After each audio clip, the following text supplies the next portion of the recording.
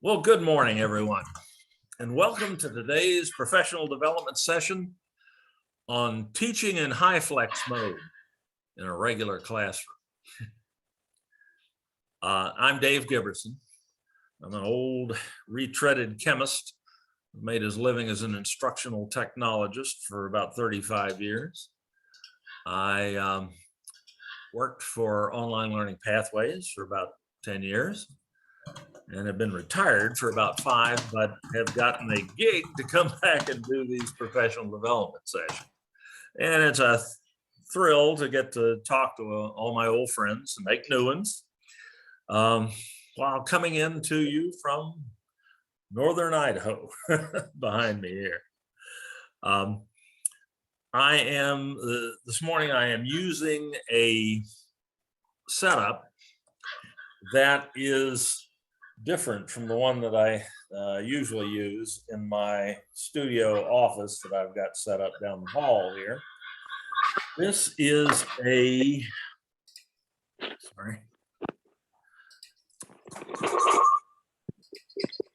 this is a portable, just a second, let me get that, we've got some.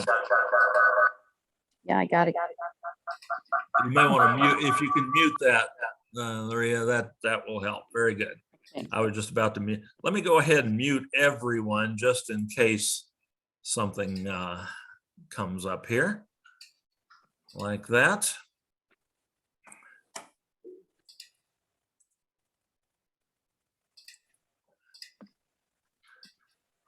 But I have left you the ability to unmute yourself, and please feel free to do so at any time that you have questions. And please, this will work a lot better today if this is more of a dialogue and less of a lecture. So please jump in. I know some of you have though I've done a fair bit of HyFlex teaching, I know some of you have done much more than I have, and in more realistic or less controlled circumstances as well. So I value your input and your comments as we go through, and any questions that anyone has. This session today is intended to examine what HyFlex is and how to carry it off, but especially how to carry it off in a classroom that hasn't been specially outfitted to do so. Thus the title, Teaching in HyFlex Mode in a Regular Classroom. Let's define what I mean by a regular classroom for starters, though. A regular classroom would be one where at the very least you have access to a data projector, a projector mounted in the ceiling or on a cart or whatever, that can project the image from your computer screen onto a screen or onto the wall. It is possible to bring your own projector if you have to, but that's a rather extreme situation. It is possible these days to get small portable projectors that are the size of 2 or 3 packs of cigarettes lined up side by side. And these projectors can give quite good performance these days, give good, large, fairly bright images, though you may have to turn the lights down in the room a little bit to make them work. But that's a rather extreme circumstance. I would suggest that a room that does not have a projector in it would be a really poor choice for trying HyFlex, and would be a last resort. But if you have the projector, and if you come prepared with a certain level of kit of your own, it's quite possible to do this in almost any classroom. Let me show you what I'm using here. Oh boy, I've dazzled myself with this light here. I'm going to pull that down a little bit so I can actually see my screen. Whoa, that was something. This is what I'm talking about. Got a decent laptop is the core of the system. This could conceivably be the podium computer, if there's one present in the classroom, as long as you have access to plug USB connected peripherals into the into the podium computer, and as long as certain software has been loaded on there for you, notably the Zoom client. But I gotta say, it's probably going to be a lot easier if you do bring your own laptop. So this whole presentation today is going to kind of be predicated on that idea that you've brought in your own laptop, or that there's one there that's been supplied for you. It's very difficult these days to do any kind of fairly sophisticated Zoom class meeting without having a second monitor.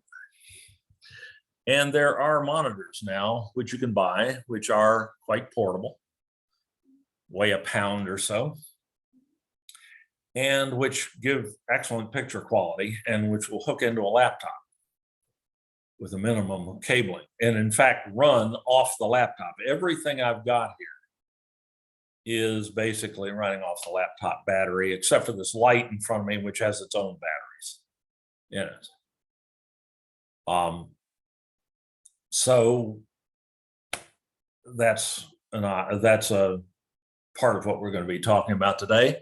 A good USB hub with its own power, either taking, well, actually this hub can take power from the laptop and run all of these peripherals at need, but it's better if the hub is powered. You're more likely to have uninterrupted service if it's also plugged in. So really for this whole shooting match here has got one extension cord with a three plug adapter on the end of the extension cord is running the whole thing. So you just need one outlet, one power outlet somewhere within the reach of the extension cord in the room. We've also got some other cameras. Here's another external webcam here that can be used for a variety of purposes. Some lighting and a document camera over here. We'll talk about how all of these can contribute to HyFlex instruction as we go along here. But this is the first time I tried to run a live professional development session on using this kit. Oh, and by the way, the whole thing packs up into a backpack that weighs just a hair over 20 pounds and is sized to fit in the overhead bin on an airliner. So with this setup packed into that backpack, you can go anywhere and teach HyFlex in any room that has a projector anywhere in the world, as long as you've got a power adapter to fit the power standard of the company you're in, or the country you're in.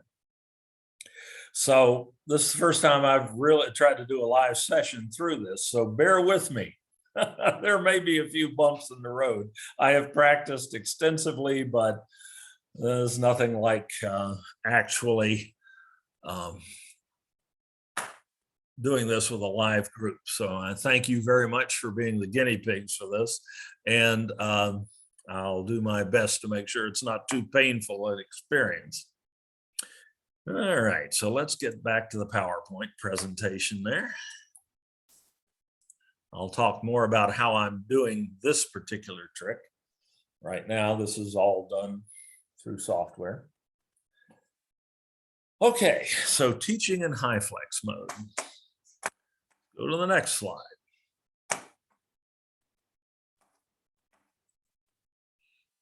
So what is HyFlex? Some of us, I'm going to assume here that there may be some folks who are not familiar with the term. So let's make sure everybody's on the same sheet of music. It's a combined instructional modality where basically you use every technical trick in the book available to make it make your students' instructional experience as flexible and as accessible, in the Catholic meaning of that term, as possible. HyFlex instruction combines in-class instruction, where you're standing in a classroom and you've got a group of smiling faces sitting across from you in your physical presence. But at the same time, you have students, at the same time you have a Zoom meeting running, and you have students who are attending from home or from their offices or from their internet access area on a ship somewhere in the South China Sea. Any of this is possible. So, and you have these two running simultaneously. So you've got students in the room with you. The term that someone came up with that I love is roomies. And you have students coming in from goodness knows where on Zoom, the Zoomies. And all of this is supported and backstopped by asynchronous resources provided on Canvas. So students have a very wide range of choices of how to consume your instructional offerings. They can be sitting in the room with you, listening to you directly, and looking at the projection screen in the room when you share your computer screen with them. They can be coming in over Zoom,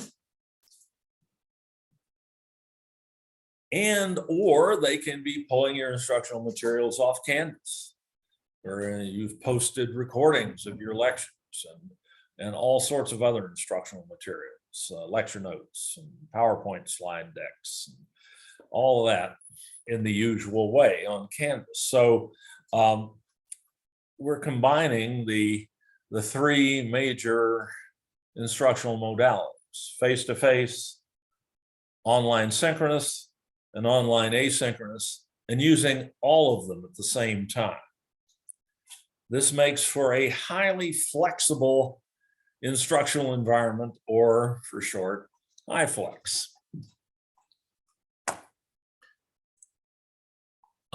And there are some tremendous advantages to this, particularly for the students. Let's start with the world we're living in right now. It's a lot safer for the students in many ways. They're not running the risk of infection by coming into a classroom. Even sitting in a classroom for an extended period of time, even with a good mask on, and even if everyone is masked, is still a risky prospect. And some students are not willing to do that at this point. We're finding that with as we try to move back into the classroom, we're finding a significant degree of reluctance on the part of some students.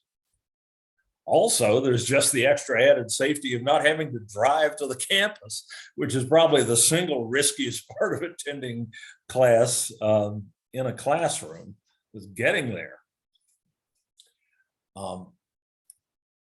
This provides tremendous flexibility to our students. Even a student who wants to be in the classroom and is willing to take the risk of infection and so on may not always find it possible to attend. Anything from eating a piece of pizza that sat a little too long in the refrigerator from 3 or 4 days ago, or You know, catching a cold, God forbid they've tested positive for COVID, or maybe their child care just fell through that day. They can't get to class. This gives them an option to not miss the instructional experience that they've paid for. And it's quite possible in a HyFlex situation for students to choose the modality that they want to take advantage of and change their minds from day to day. One day they may be online, the next day they may be in the classroom. Day after that, they may be pulling your recorded lecture off of Canvas because something came up at that moment, a sick child or something like that, and they just couldn't get to class. So here's the flex and flexibility, allowing students to benefit from the instructional experience that you're providing, regardless of their immediate circumstances. And this vastly increases access to education for the widest possible variety of students. Students, for instance, who may have a physical challenge, which makes it very difficult for them to get to a physical classroom, can access quality instruction this way. And indeed, if it's done right, get an experience that is very equivalent and the same in quality as what they would get if they were in the classroom. And access, there are something like 32 words in the mission statement for the San Diego Community College District. So every one of and that's counting the articles, A, N, the, and so on. So every one of those words is incredibly important because that's what we're judged on when the accreditors show up. Are you meeting your mission statement, or are you hewing to your mission statement? And access is one of those words. We are supposed to provide accessible education. And I use the term here not in the sense of access only for persons with disabilities, but access for everyone. And practical access, the ability to take advantage of the instructional experience.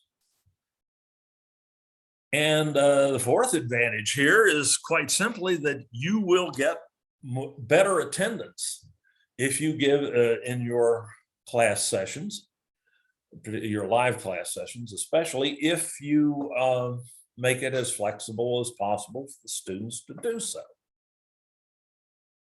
We've seen that with meetings over the last several years. You know, even when we could hold meetings face to face, we found that we always got much better attendance in those meetings if we offered an online option so that people could attend without travel from their offices or from home.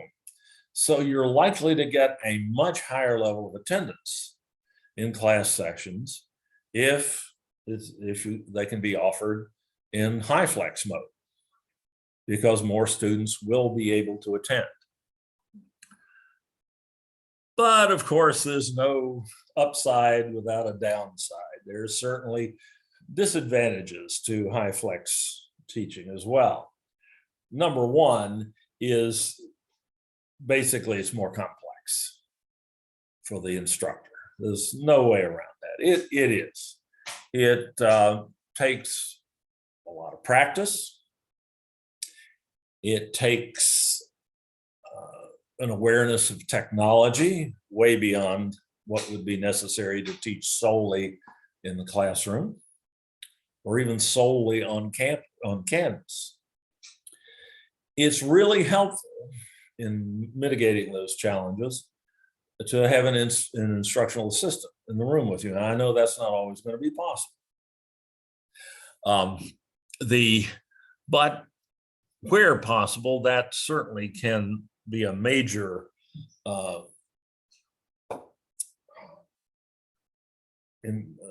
improvement in quality of life, especially for the instructor, and more effective instruction for the students as well.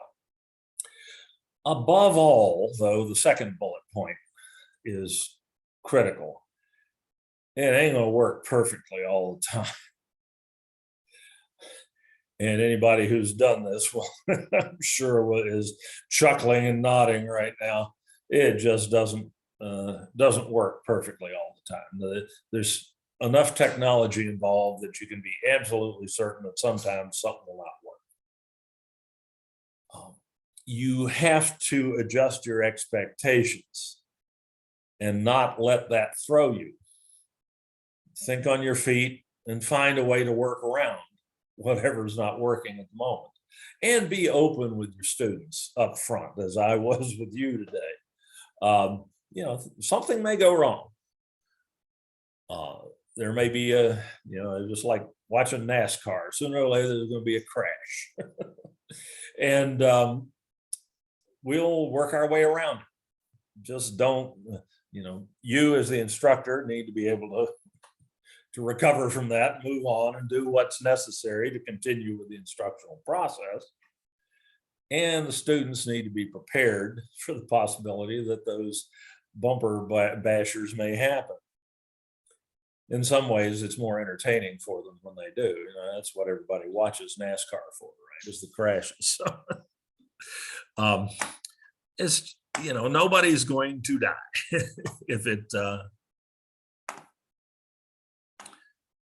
if you have to do something over, or if you have to make a change in your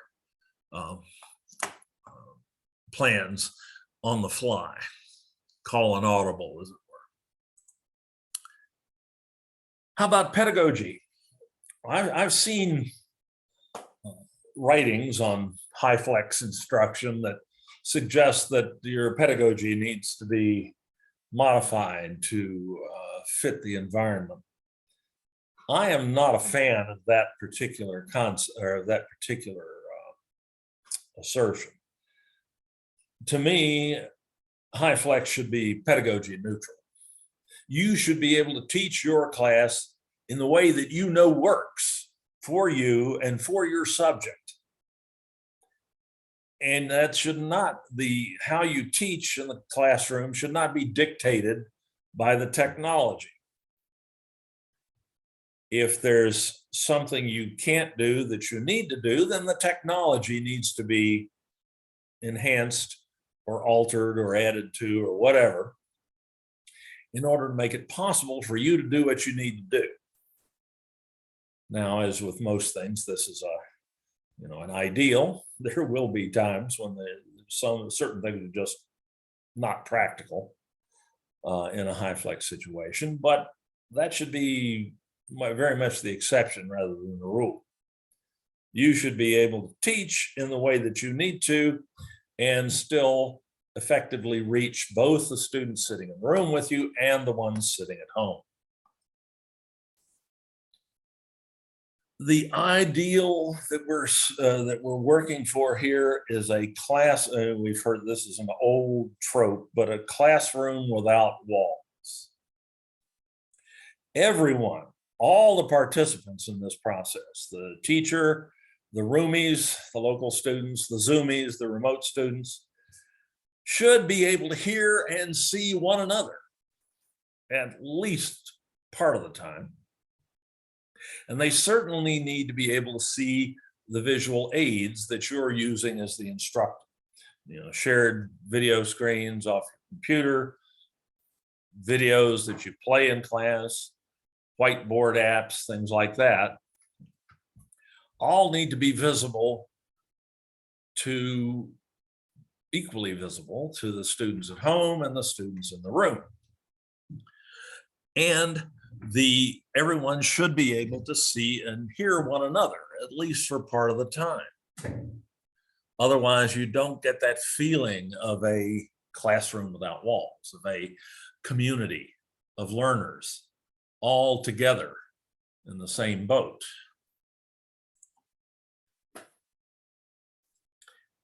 So we're going to start with seeing, with the video part of this, or the visible part of this, which is actually the easier thing the easier half of this process to achieve. students, wherever they're coming from, have to be able to see you, the instructor, and any visual aids that you use, shared computer screens, etc. To do this for the in a classroom, to do this HyFlex in a classroom, you basically need Zoom, a webcam pointed at you, the instructor, at minimum, and a video projector, as I mentioned earlier. A video projector so that the students in the classroom can see what's on your computer screen when you share that with the students at home. And that's really quite doable. Basically, you just need a computer, Zoom, a webcam, and a video projector. And those are easily available in most classroom situations. What that leaves, one thing that does leave out from a visual standpoint, though, is the venerable whiteboard hanging on the wall in your physical classroom. That's a critical part of instruction in many subjects, most subjects indeed. Many of us use that whiteboard all the time. It's especially critical, and I'm an old chemist. I spent many years teaching chemistry and biology, and I can't imagine teaching without having a whiteboard or some virtual equivalent thereof available. And it's something that is not terribly functional by just pointing a camera at it. It's not terribly functional for the students at home if you just point a camera at your physical whiteboard and write on it. It's also not that functional writing on that whiteboard on the wall for your students in the classroom, especially the ones that tend to like to sit along the back wall as far as possible from the whiteboard. It'll be very difficult for them to see what you're writing on the board. If, on the other hand, that board is the image of that board, or you have a virtual equivalent of that board, which can be shared with the students at home via Zoom so that they see it very clearly on their computer screens, and then which is also increased, generally vastly increased in size and visibility for the students in the classroom. By having it, the virtual whiteboard that is projected on the screen at the front of the classroom rather than just hanging on the wall. Fortunately, there are good virtual whiteboard equivalents that are available for free. Zoom, of course, has a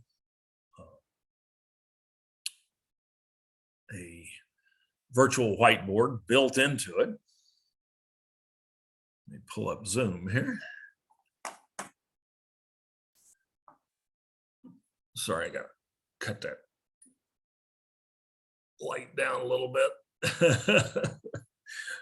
I'm violating one of the rules of good practice with Zoom here by putting my back to a window.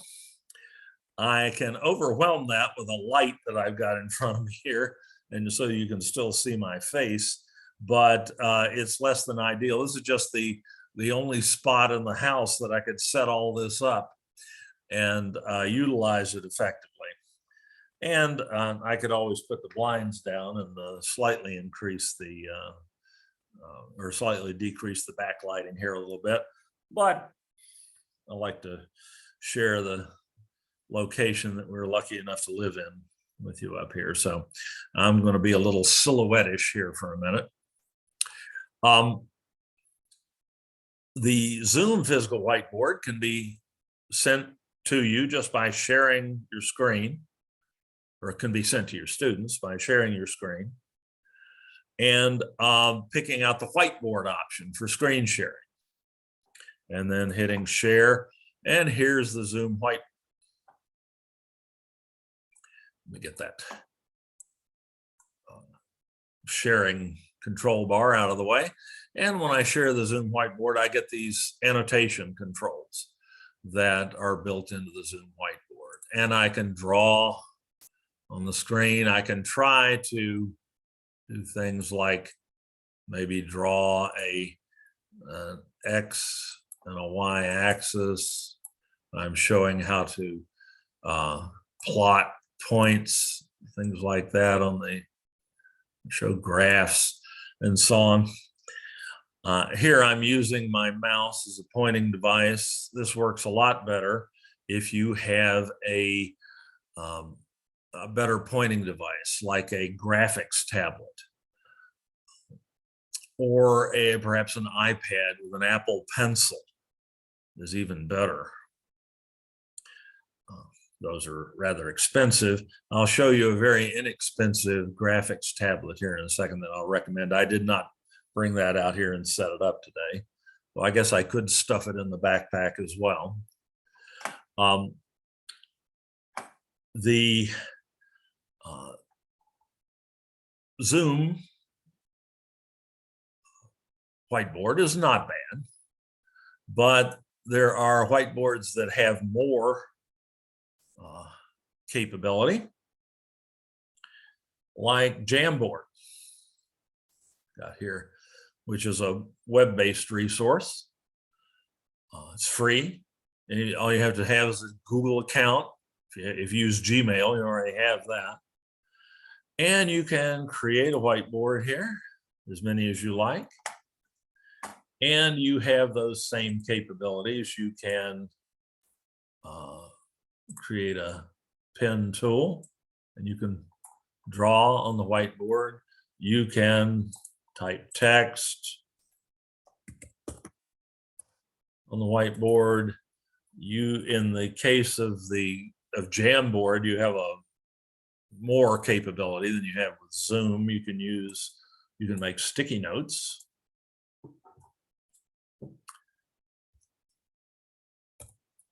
Often useful for brainstorming.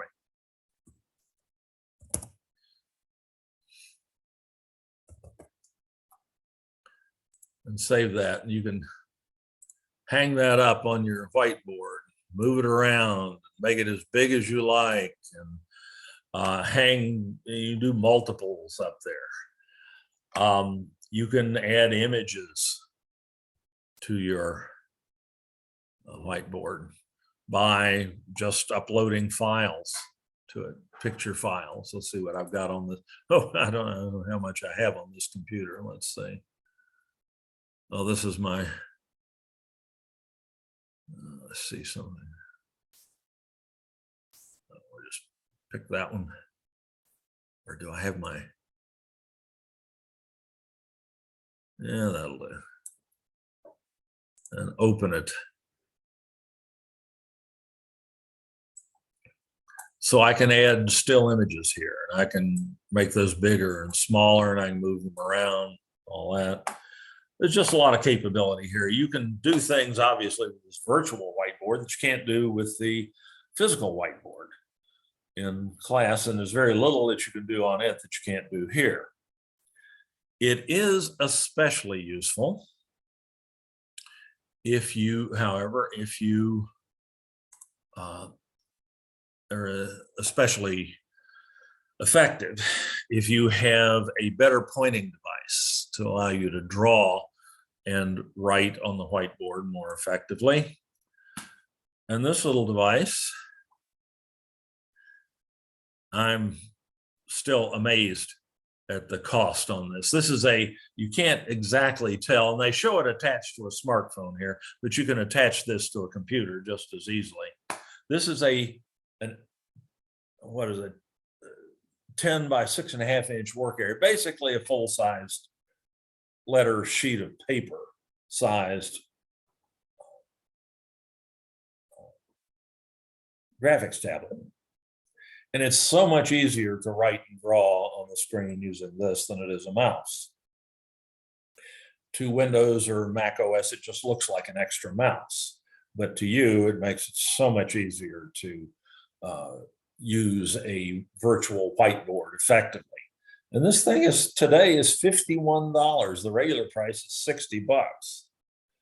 It used to be you had to pay well over $100 for a little tiny one that was just 4 by 6 inches in size or so. And this one is really big enough to use effectively. Works great. You can draw using it. You can create artwork. If you're teaching a drawing class or something, this is a tool designed for art, though you can use it for all sorts of instruction. And the cost is minimal. And that would fit in this backpack over here, it occurs to me, if I wanted to do that. Thing's already getting a little heavy, but maybe I'll go ahead and throw that in the next time I pull this out. All righty. Let's go back to our slides here. So you don't have to lose that dimension of instruction with the whiteboard in HyFlex.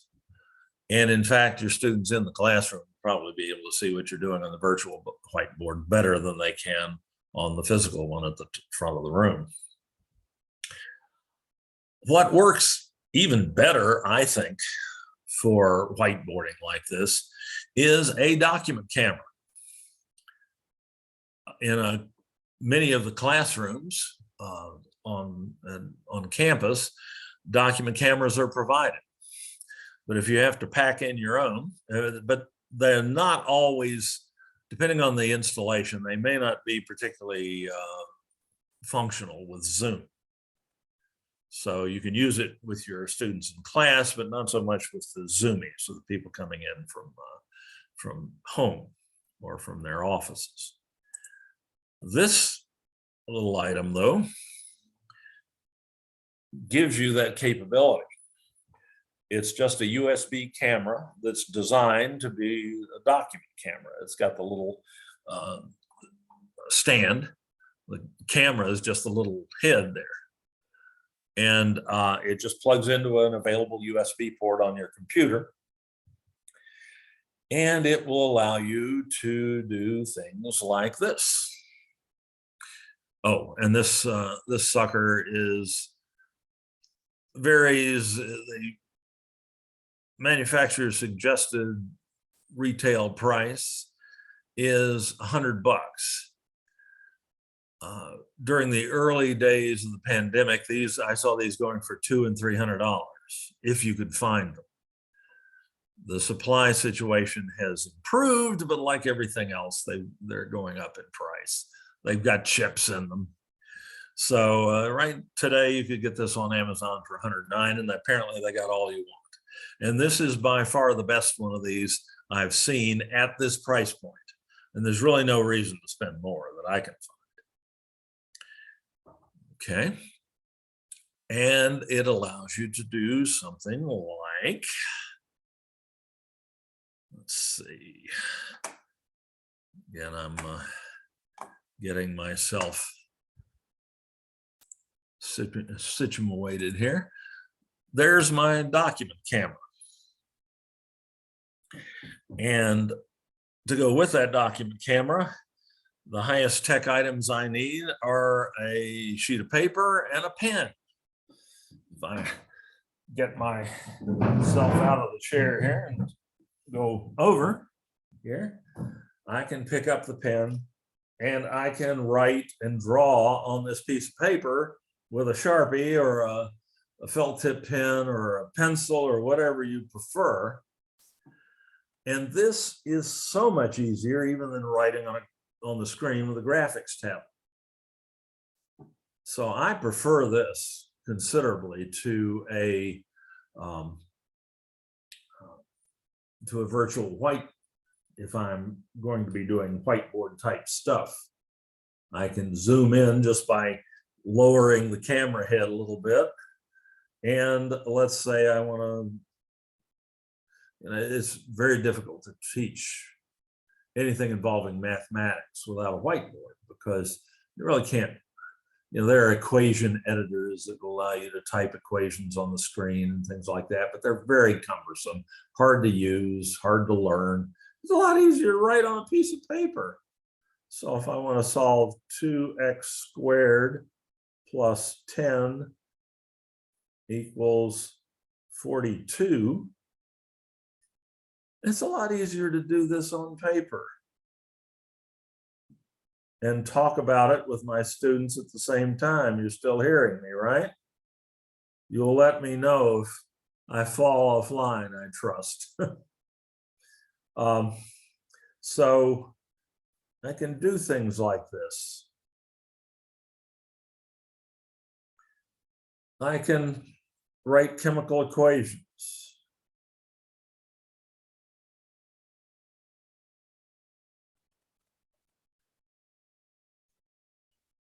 I can draw graphs a lot easier.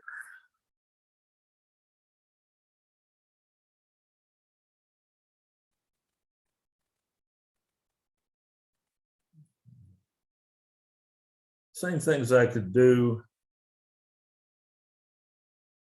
on the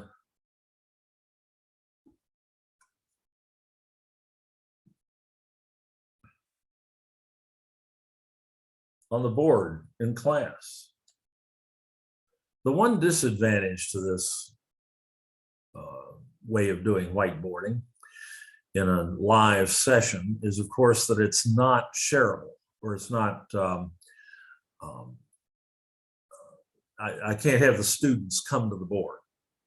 If you're going to have students interact with you and have them be able to write on the virtual whiteboard as you can, you're going to need to use one of the virtual whiteboards.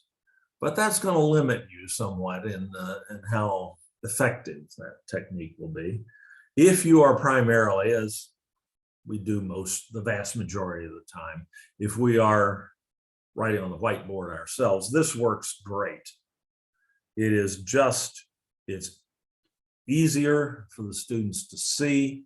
It's a lot easier for you to do. It takes a lot less cognitive load to make this work than to run a piece of software, because you're doing something that's so baked into our experience. Just writing and drawing and on a piece of paper and talking about it. So this is another way to replace that dimension, instructional dimension, that we sometimes lose in a synchronous session online. And the students in the classroom will probably be able to see it better, again, than the physical whiteboard at the front of the room. Righty. I do periodic professional development sessions just on whiteboarding in Zoom. And those are recorded, so those have been recorded and put online, which you can go and watch. The links that are in this presentation, by the way, I can share with you. Let me go back to drop out of presentation mode here for a second and get that share link.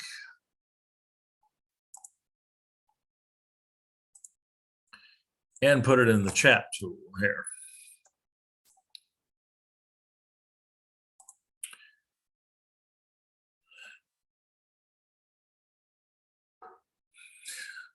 Oh, Donna, or afford the cost of gas. Hey, that's an advantage I left out to HyFlex instruction, isn't it?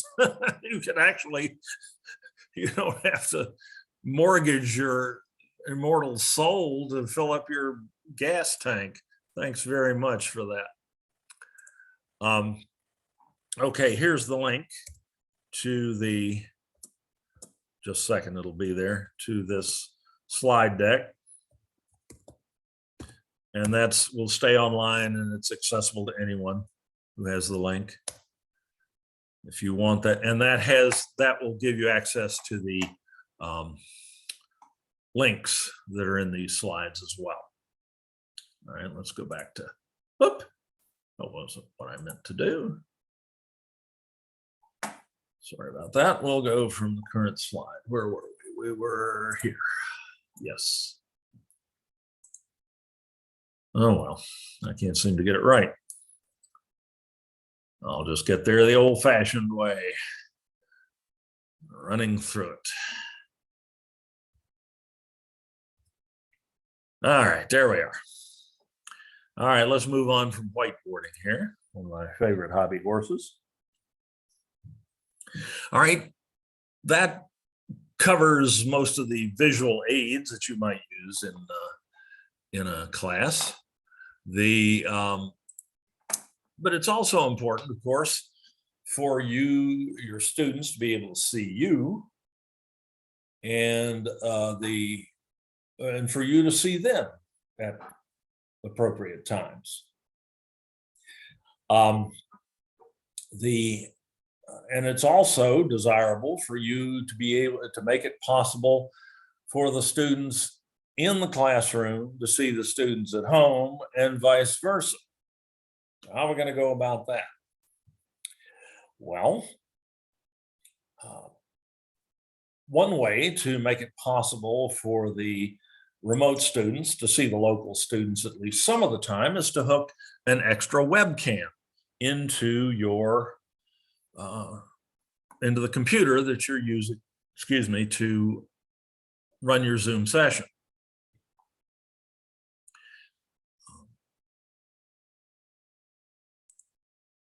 And that we can do. You see over here a secondary webcam. Let's see here, you're not seeing that, or you're not seeing me pointing at that. No.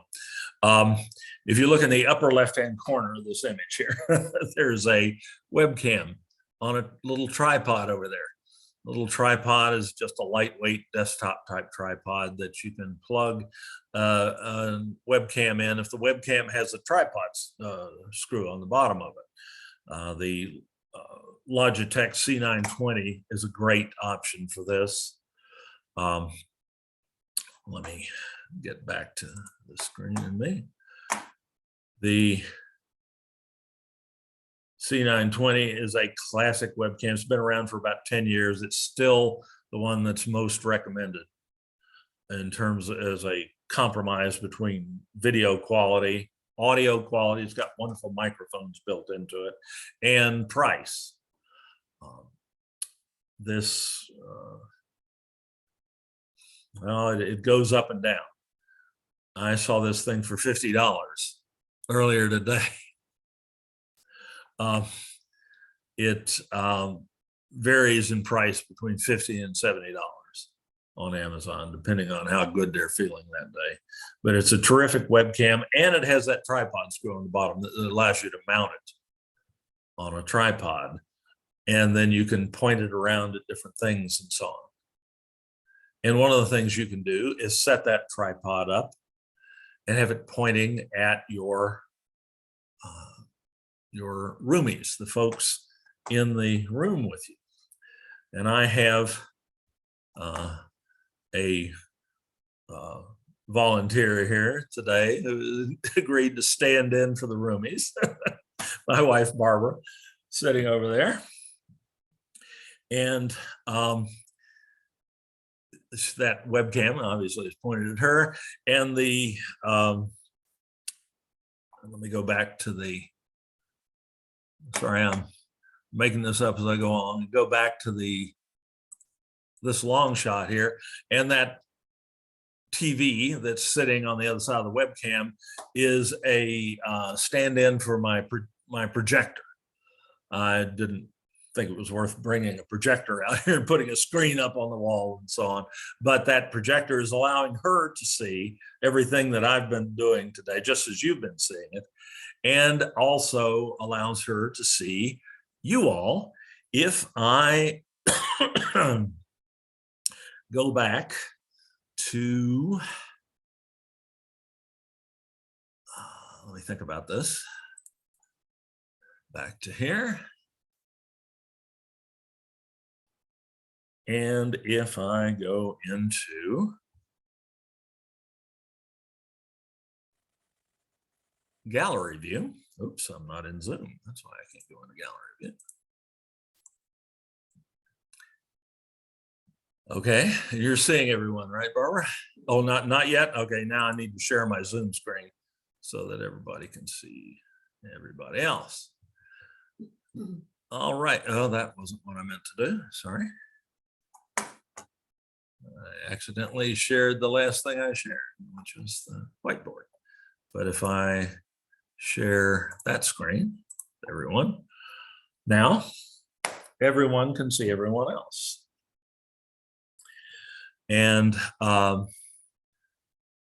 except that Barbara is, oh, that's right. Barbara's not on the, she's seeing you.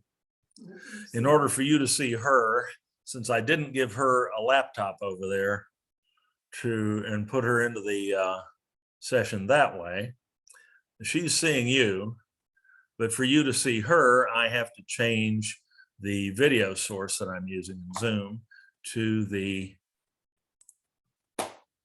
that camera. Now everybody's seeing Barbara. So we can go back and forth that way. And also so it's quite possible for everyone to be able to see everyone else who's in the meeting. You, your roomies, your Zoomies can all see one another at different times and experience that feeling of instructional community that's so important to learning in a group setting like this. The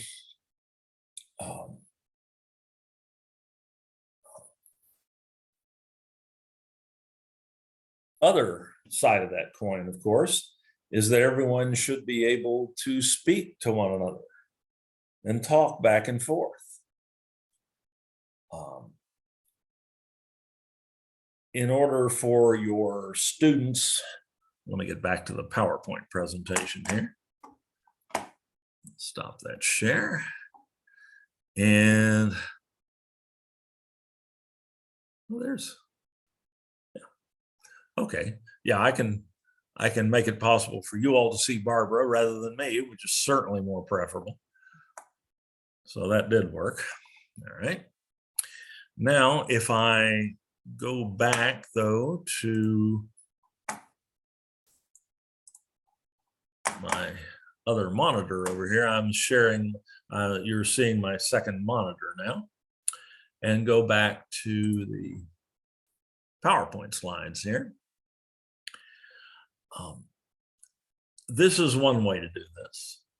A tripod is helpful if you're going to be putting a camera on your students in the classroom rather than just setting it on a book or something like that, though I've done that as well.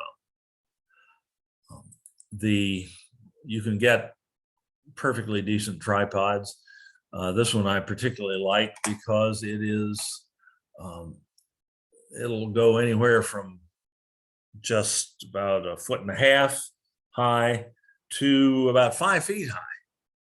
So you can set it on the floor, you can set it on a table, whatever's convenient, and it will hold all sorts of things. Anything that has a standard camera screw or a tripod screw on it, a webcam, as you see here, if you have an adapter, it'll hold a smartphone, and it's very light and easy to carry about. It can be used very flexibly, and the whole thing's only $20 or so.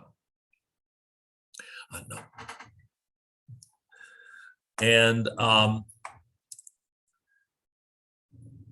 I mentioned here in terms of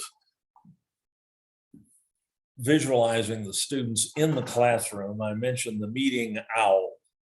This is an automated video conferencing camera that is available in some well kitted out classrooms. This is not something that's likely to be available in just any classroom. However, the things are $1,000 a piece for a camera that automatically follows you around and that will show a 360 view of the room, so that everyone can see so the folks at home can see everyone who's present in the classroom quite effectively, but it's not something that you're likely to have in just a regular classroom. So we're not going to dwell on that here today. Another thing that can make your Zoom experience and the experience of the people in the classroom that much more interesting is to utilize a software-based video studio called Open Broadcaster Studio. It is free, can be downloaded off the internet and installed on either a PC or a Mac. And it allows you to do the kind of tricks that you're seeing me doing right now, where I have myself down in the lower right-hand corner, and then I'm sharing this second screen that I have, the contents of that second screen with you, without using the Zoom screen share utility. This is being done through OBS. I'm not going to spend a lot of time talking about how to download and install OBS. We do separate seminars on that. It takes a couple hours to go through loading and configuring OBS for use. So that's about all it takes. It's not difficult. It doesn't require a huge learning curve, but it does give you some really fascinating capabilities, like the capability I have here to switch between this view where you see me and the computer screen, or the document camera. I'm doing all this switching in OBS, not in Zoom. There's a camcorder showing the room, Barbara, my laptop camera, and so on. I can just switch between those different views, just the click of a mouse, and using a piece of software that's running on the screen right in front of me here. So that is, and this is probably the most useful view. This particular trick right here is the reason I have to have that second monitor in order to do this. But I think you'll find that it's always going to be a lot easier to do this with a second monitor. And in a HyFlex situation, if you are running your HyFlex class from a laptop as opposed to the desktop computer in the room, you can utilize the projector in the room as your second monitor. You don't have to bring in a second monitor, but it works a lot better if you can see what's being sent to the projector without having to crane around and look at the wall. And this requires an actual second monitor, but it also requires you to be able to send your video signal to both your second monitor and to the projector at the same time. And that gets just a little bit trickier. This is something you need only if you were using this kind of setup in a HyFlex situation. Obviously, this little studio I've got here is also great for just carrying out instruction from home or from a motel room somewhere if you're traveling. That's why I put this thing together, so that I could travel and still give these professional development seminars from wherever I was. But in a HyFlex situation, it requires one more bit of equipment and cabling. Notably, this little puppy right here is a so-called HDMI splitter, a video splitter. I take the video signal out of the laptop, the second monitor signal out of the laptop, send it to that little box, and the little box sends it both to my second monitor here and to the projector over there, or that TV over there that's standing in for my projector today for Barbara. So that's a little bit of extra hardware and cabling necessary to do this trick with this portable setup in a classroom that is not set up for video conferencing, for HyFlex. with extra video and audio equipment, things like that. But that, let's see, that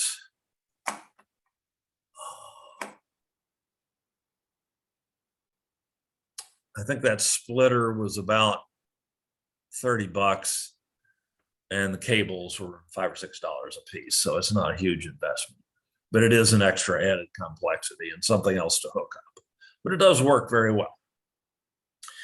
Okay, let's go back to again, with the magic of OBS, I'll go back to the PowerPoint slides. Love to talk to you about this. Eric and I have spent many minutes talking about OBS. He's done even more with it, I think, than I have. So those of you at Continuing Ed will find Eric a terrific resource on something like on Open Broadcaster Studio. Now we come to the really challenging part of HyFlex instruction. Hearing, the audio. It's in any video project, it's axiomatic that video is easier than audio. Anybody can get video to work. Getting audio to work is the real challenge. No problem in the HyFlex in the classroom. Presumably the students can hear you speak, so that's not a problem. In order for the students at home to hear you speak, for them to hear you speak, of course, you need a decent microphone. The microphone built into your laptop may be good enough, or you may need an external microphone if the quality of the microphone or your laptop is not satisfactory. But that's very doable. If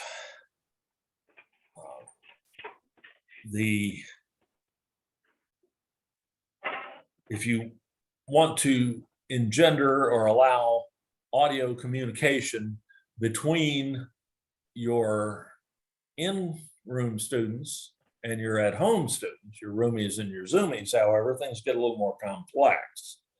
It's not that big a deal for the people in the room to hear the people at home, because presumably your computer, your laptop, your podium computer has speakers attached to it.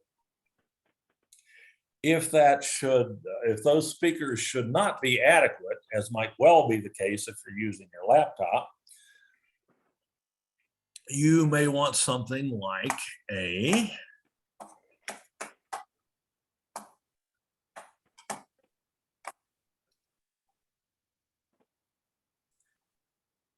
little wireless Bluetooth speaker like this one. Let's see if, yeah, you can see that there. This is a little speaker, weighs about 8 ounces, something like that. Doesn't take up much room in the backpack. It has its own battery. You can charge it up and it'll run for hours, or you can plug it into a charger and use it while it's attached to the charger. And let's see if I can get that puppy to work. I had it hooked up earlier.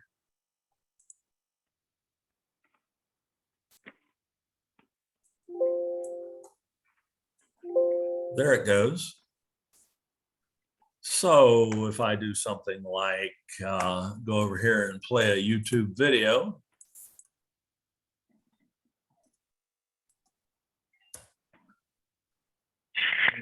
In order for my students in the room to hear that, whoops, getting a little, speaking of that, we're getting a little crosstalk there. Let me get that muted just a sec. All right, that took care of that. Oop.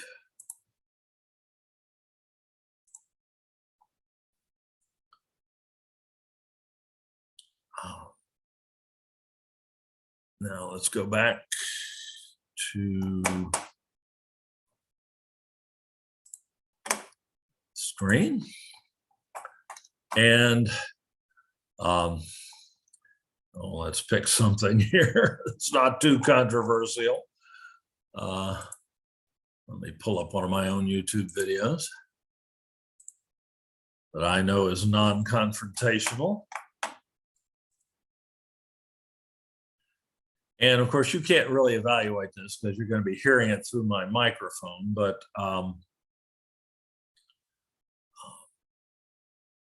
let's see.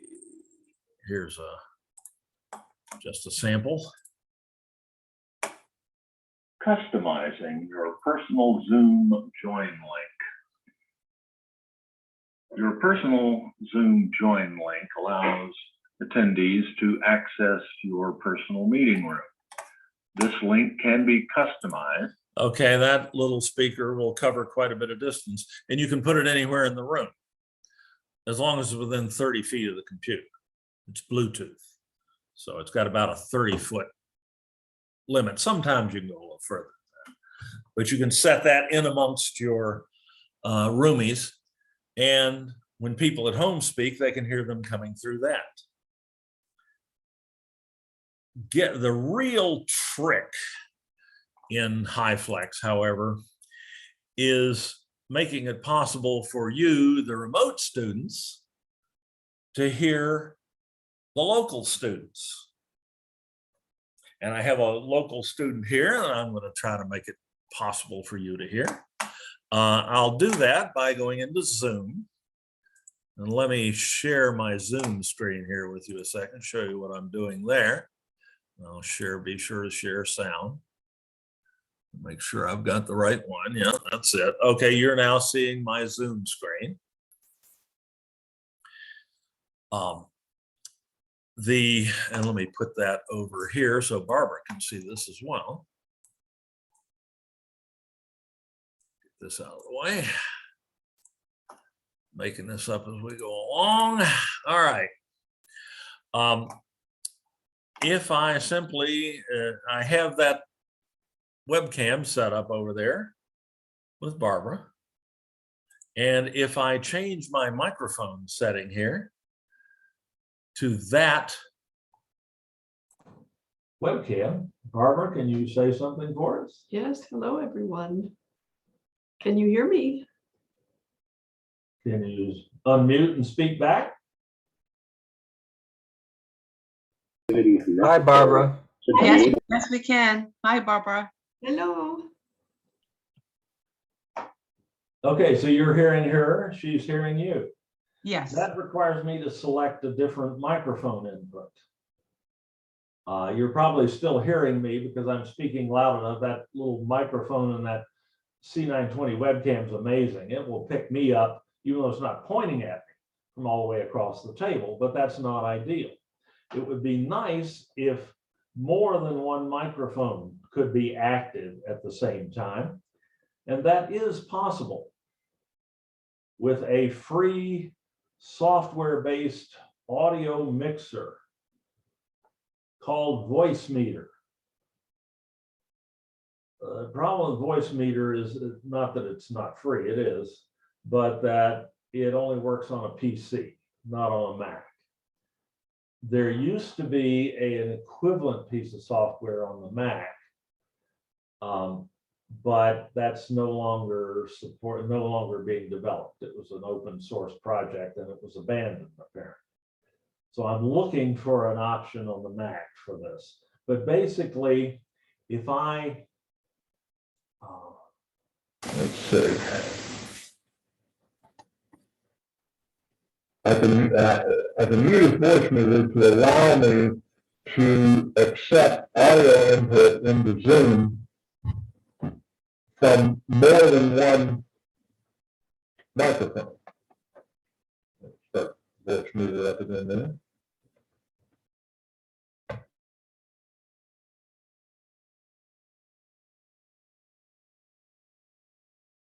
check. All right, now I've got some, now I don't know why that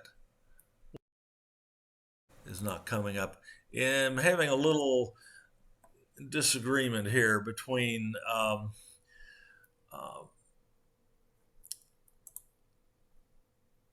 Zoom apparently and Voicemeeter, and I'm not quite sure why it's not allowing me to access that webcam. This happened earlier, and I'm not quite sure why. I've got to do some, but I had this working fine earlier where I was picking up input from both the microphone in my microphone array in my laptop and from that webcam microphone at the same time. And I'm not, oh, wait a minute. Let me check. Did I? Oh, that's because I still have that. I had the wrong microphone selected in Zoom there. Sorry about that. Should be hearing me better now. Right now you're hearing the microphone in my laptop coming through VoiceMeter. I don't know why I am not getting the input from the webcam microphones at this point in time. I should be, so that you could hear Barbara and I at the same time. And I'm not quite sure why this is being stubborn on that. Ah, there we go. Barbara, can you say something? Yes. It's a lovely day in northern Idaho. Okay. Out in the garden. So it's picking up her and me at the same time without me having to change my audio settings in Zoom. The quality can vary a little bit, and there's a lot of adjustment you can do to the sound quality in VoiceMeter that I haven't spent the time to do here. But this does give you that capability to utilize more than one microphone at the same time in Zoom, so that people can be speaking in the classroom and the people at home hearing them, and vice versa, without you having to continually adjust audio settings. It's a possibility anyway. It's not an essential, and you can get by with just swapping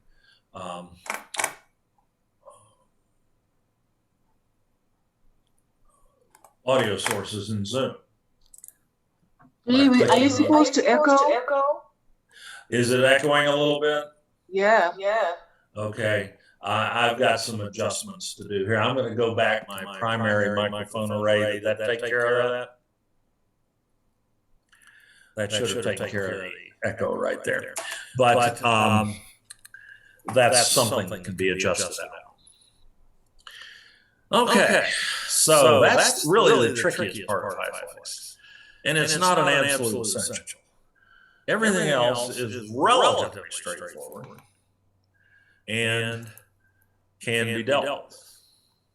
Dave, you're still echoing. Oh, I'm still echoing. That's interesting, because let me turn off VoiceMeter. How about now? Good. Good. Okay. Yeah.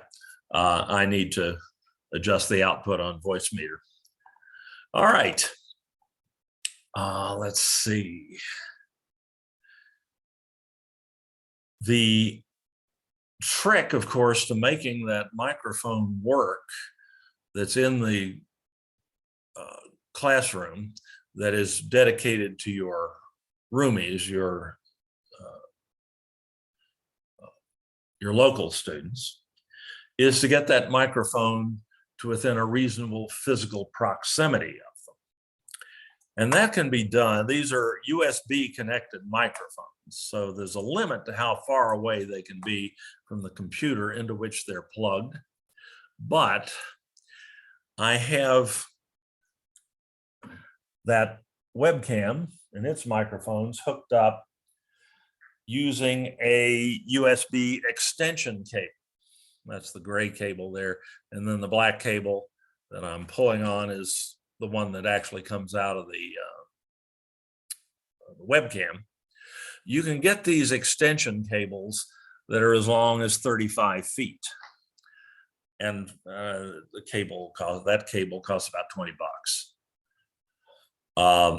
That would allow you to take a microphone, and indeed, rather than using the microphone and the webcam, I could use another external microphone like this boundary microphone here that I have, that I don't have, I'm not using, not hooking up right now, but that just sits on a table and it's connected via USB. It's an audio source that I can select from Zoom, or I can plug into Voicemeeter,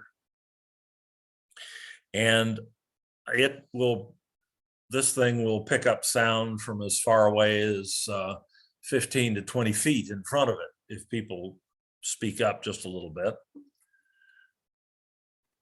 and can be placed, right at the front of the seating area in the classroom, and still be connected to the computer, either the podium computer or the laptop in front of the room. So it is possible to do things like that. And this, of course, will fit neatly in the laptop or in the backpack, and you can carry it into the room with you and set it up. And this setup, I've practiced setting it up a couple of times, and I'm down to about 10 minutes. I can get this all out of the backpack, hooked together, and ready to go in 10 to 15 minutes at this point in time, which is not an impossible impediment.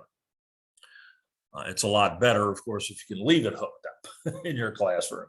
But the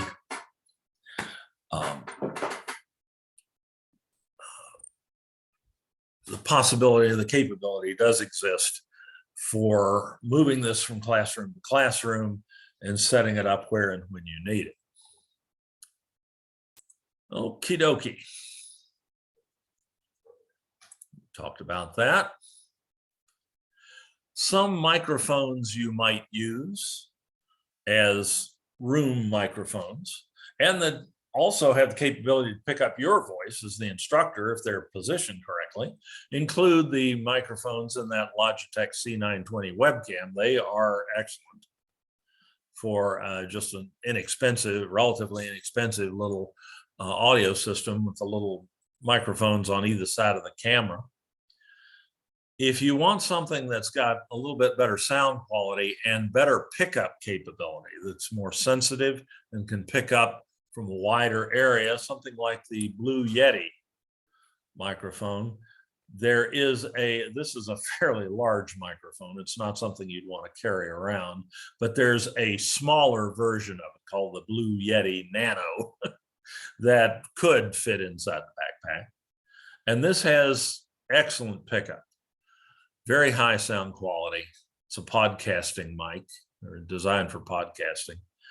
And it's a USB mic, it plugs into the computer. It could be plugged in using a USB extension cable and set in the middle of your students. And this has omnidirectional capability. It will pick up sound from 360 degrees around the location of the microphone. So this will give you better pickup from the students in the room, from the roomies. And I already showed you that little boundary microphone. You can get one of those that's omnidirectional as well. And the cost on them is, they tend to run around $40. So they're not impossible either. All right. And we talked about Voicemeeter.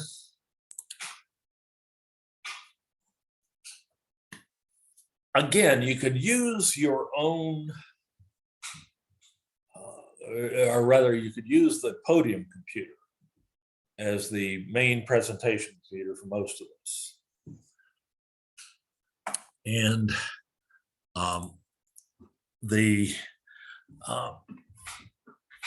and it will work, but it's going to be a little bit more challenging, because you have to beg somebody to load certain software on there. Like if you're using Voicemeeter, you want to have multiple microphones active at the same time. Somebody's going to have to load that onto the podium computer for you, because you don't have install rights to those podium computers.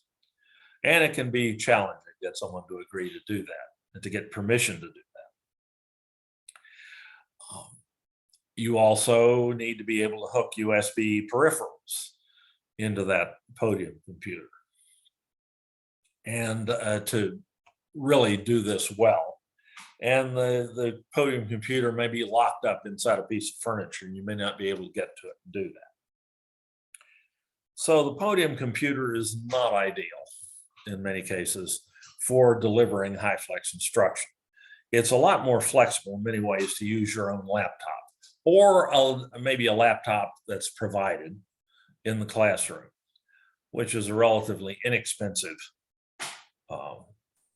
solution for the school to come up with, compared to outfitting a classroom for HyFlex instruction, for video conferencing and HyFlex instruction in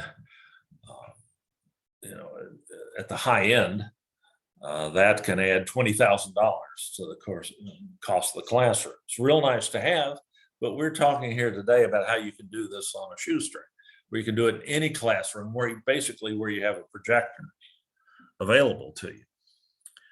And doing this through your laptop is just going to be easier. In order to do that, however, you do need to be able to plug your laptop into the classroom projector and into any speakers that are available in the classroom.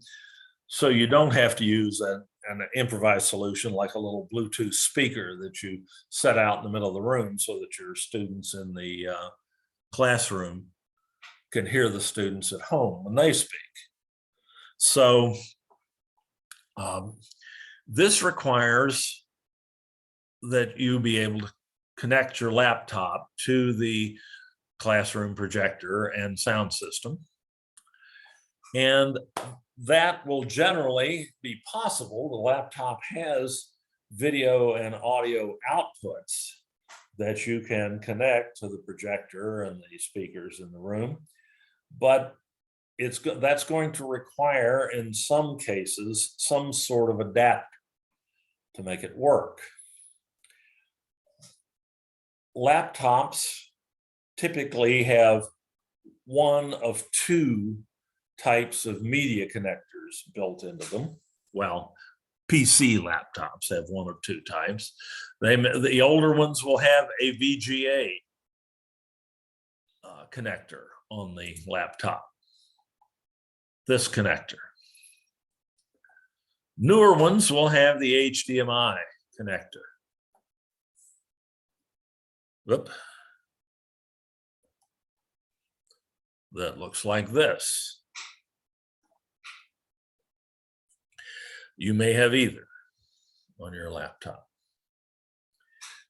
If you have a Mac laptop, if it's an older one, you may have the old mini display port, or so-called Thunderbolt 2 connector. The newer ones have this little gomer here, the little Thunderbolt 3 or USB-C, as it's sometimes called or referred to, connector. So there's a variety, and in the case of the DisplayPort and the Thunderbolt connector on the Mac, that outputs both video and audio. We go back up to the PC, the HDMI connector on the PC laptop outputs both. Whoop, sorry.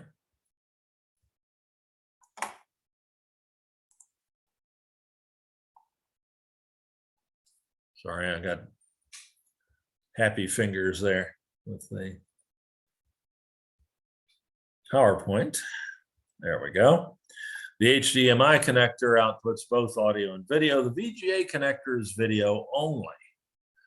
So with the VGA connector, you're also going to have a little audio cable, stereo audio cable, a so-called 3.5 millimeter phone plug. So that's quite a lot of different possibilities for laptop connections. And the rooms have different connections as well.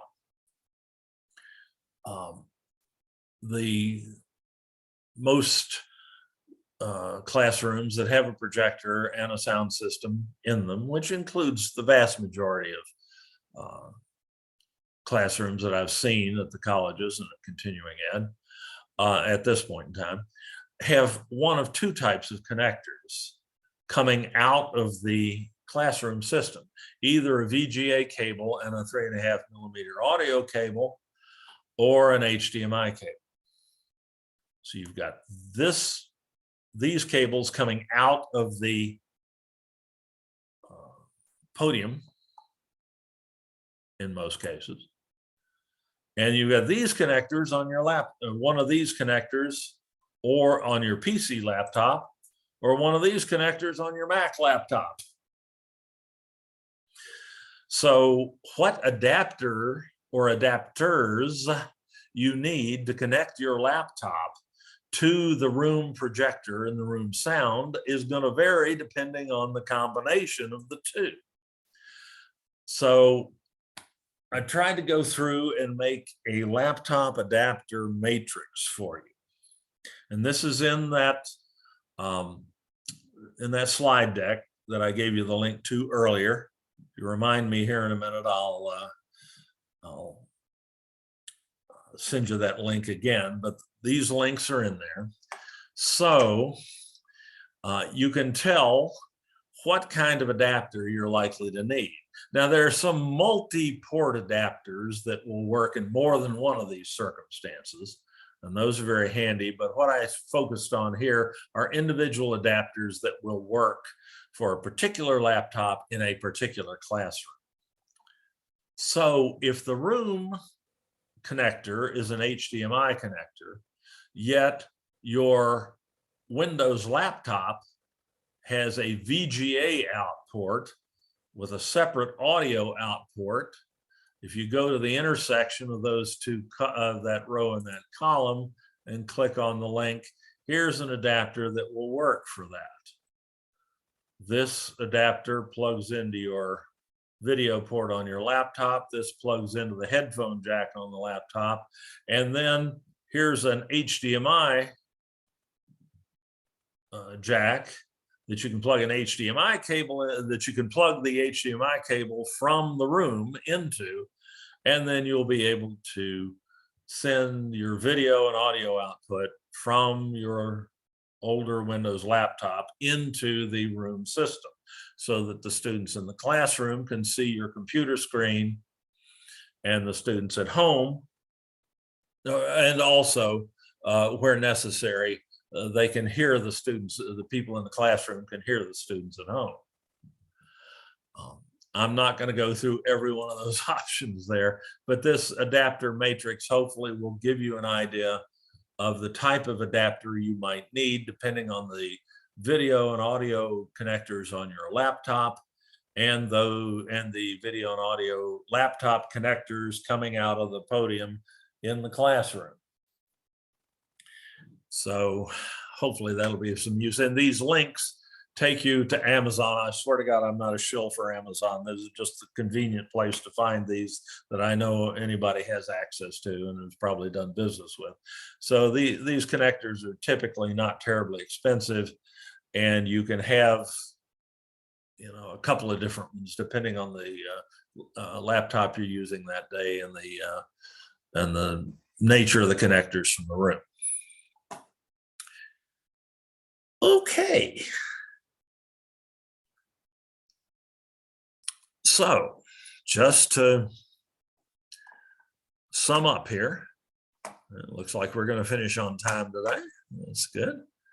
And I hope you'll have some questions or comments for me here in a minute, but just to finish up here, let me get back to the laptop camera and crank up the light a little bit there so you can see me a little better.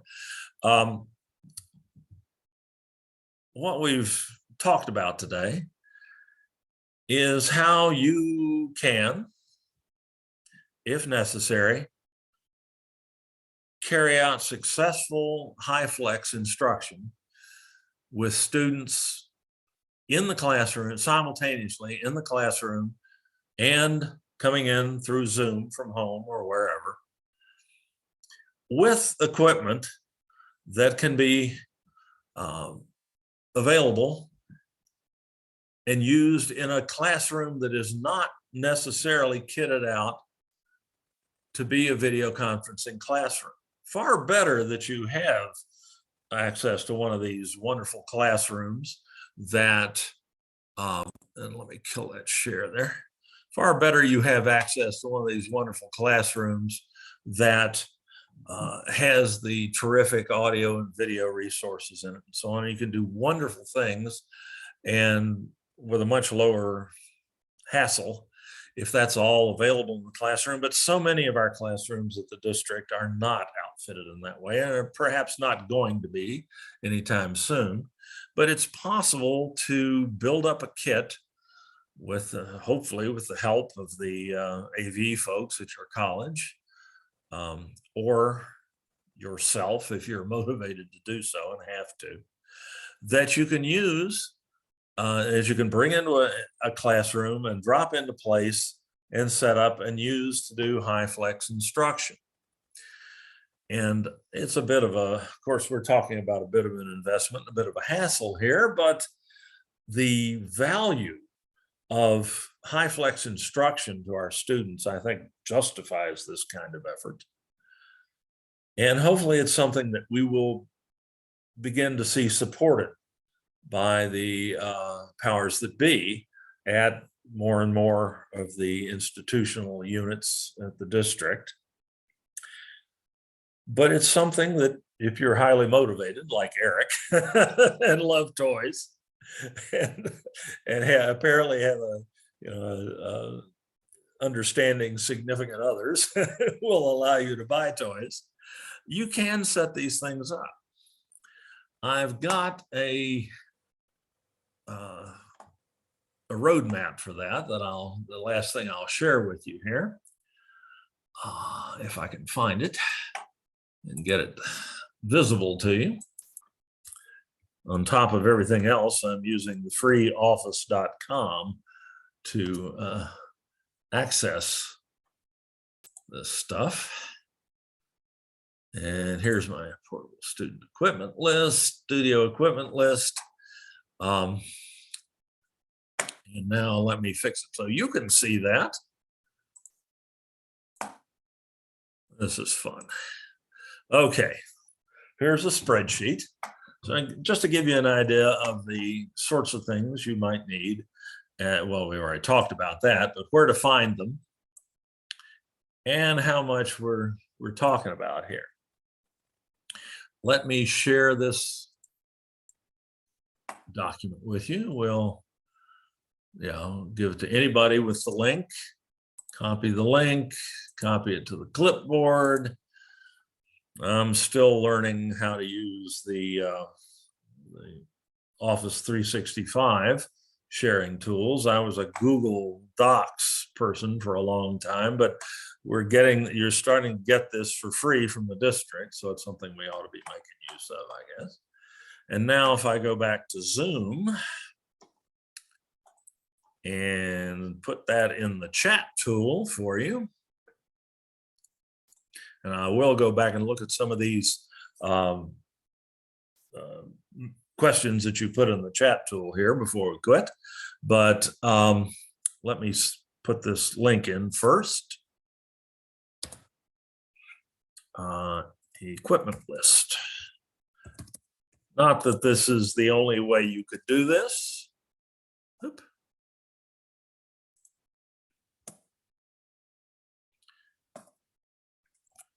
There are lots of options. I've just come up with some stuff that I have found works for me, but you might well find things that are cheaper or more effective, except I can't seem to spell the word equipment.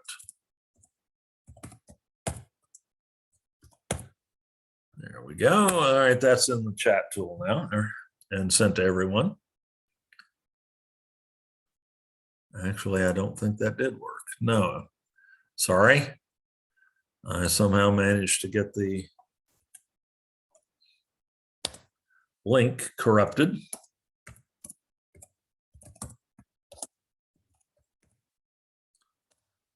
There, came through that time. That will give you access to this list. And there we go. Bring that back up. The top item here, of course, that you would need in a circumstance like this is the laptop. But you may well already have the laptop, or it may be provided for you. That cuts out the biggest single chunk of the cost. And if you're going to be doing HyFlex, there's a little bit of extra equipment here. We talked about the USB extension cable for your microphone for the students in the room, HDMI splitter so that you can have a second monitor active at the same time as the projector, and some cables to hook all that up. That amounts to about $65 for the HyFlex specific stuff. The rest of it is just a portable Zoom studio, and that's absent the cost of the laptops, about $500 to $600, depending on the exact choices you make. These are approximate costs based upon today's prices. Things, of course, are fluctuating all the time and mostly going up at this point in time. But this is the kind of investment you're talking about per room. So we're talking about maybe $600 a room versus $20,000. So it's not impossible for classrooms to be fitted out this way. And if you're highly motivated and well compensated, as I know some of us are not, it's not beyond the reach of an individual to carry out HyFlex instruction in just about any classroom on their own hook. So that was the purpose of today's presentation, to show you how that can be done, to demonstrate it being done, and to just give you some background on this. We've had some good comments in the chat tool here. Let me take a look at those real quick. What does FERPA say about video recording the students in the class? Something we always have to consider. Well, if you record the students in the class, you have to be very careful about what you do with that recording and who you make that recording available to. You can always make that recording available to to students who are officially enrolled in that class. That does not require a release from the students in the classroom or the ones at home, because you may be recording their images as well. Because they're all in the same class and they know that each other, they know who's enrolled in the class from participating in Zoom meetings or sitting together in classrooms. So it's legal to use that recording with that class. What you can't do, and still stay on the right side of FERPA, the Federal Educational Rights and Privacy Act for students, is to use that recording with another class or with anyone who's not, or show that recording to anyone who's not enrolled in that class and or who is not an authorized agent of the district. Like you share it with another faculty member, with a colleague, because they're authorized to access that sort of information about who's enrolled in the class and things like that. But you can't share it with other students outside of that class. You can't share it with their parents, which some of them would probably like you to. You are limited by FERPA in that regard. If I were a student in a live classroom, and I might object to being recorded, and that is certainly a legitimate concern. A student may have a good reason for that. They may have a stalker, an ex-spouse running around out there who's a whack job or something, and they may be in actual physical danger in a circumstance like that. It's a legitimate consideration. And Excuse yes, me, Dave. yes, go ahead.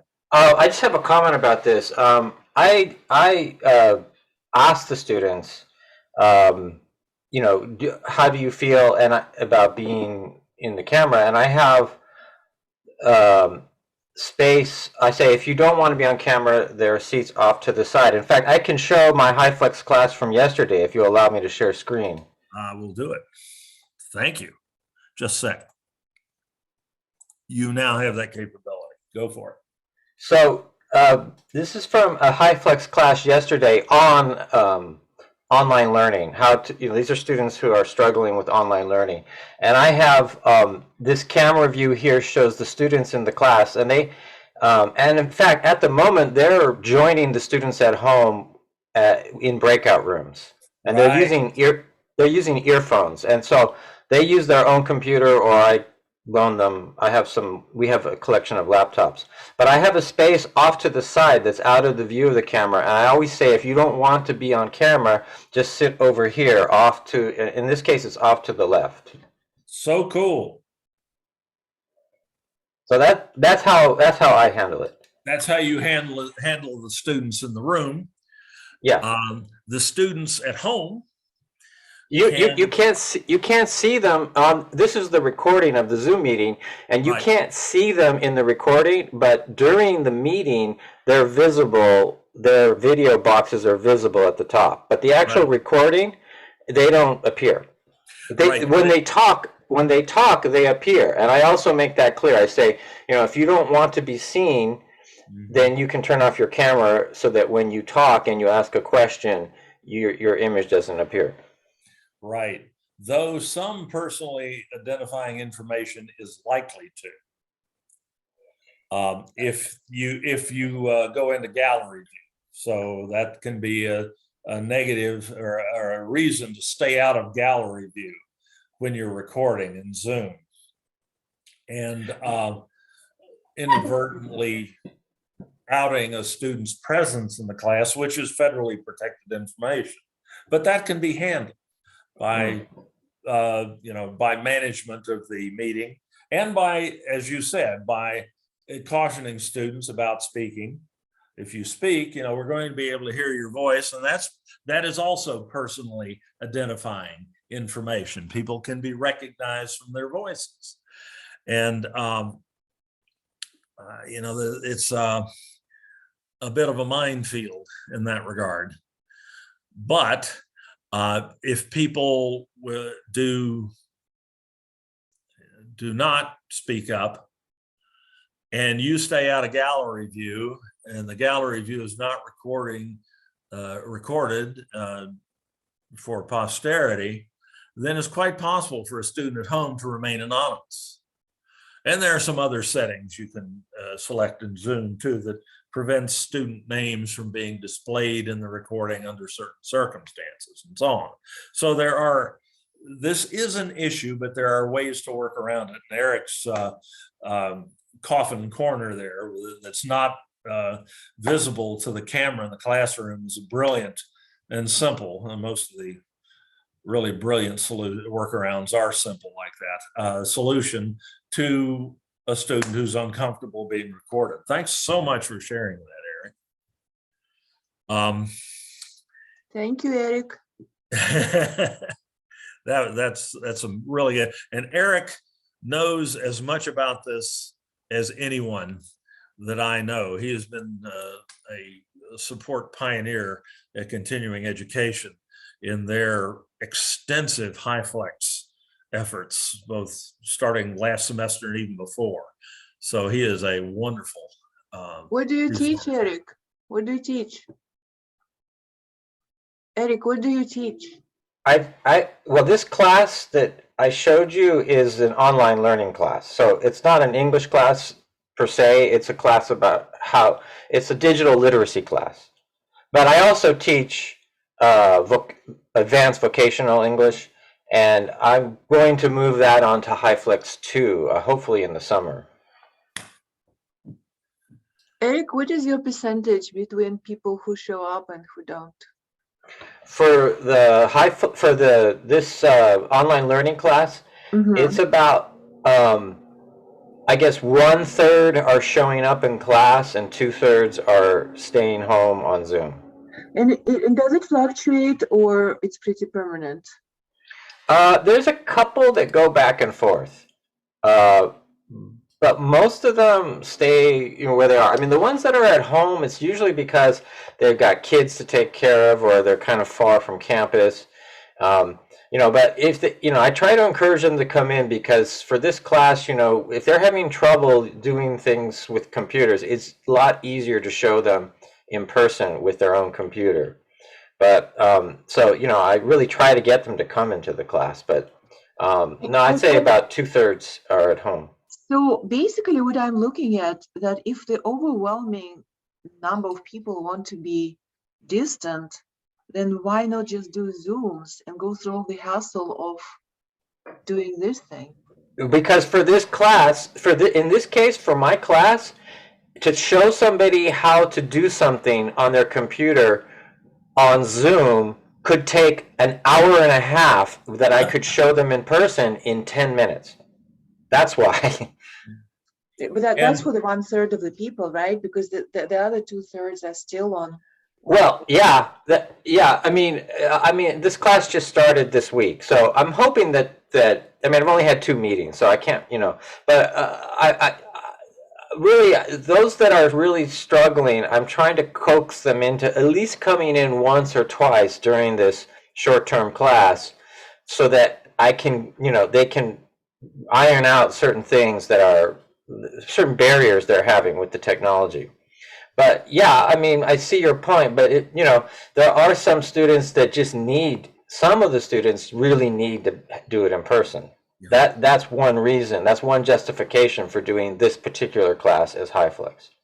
Yeah, I know. and in HyFlex classes in general, that roomie to zoomie ratio varies widely. Yeah.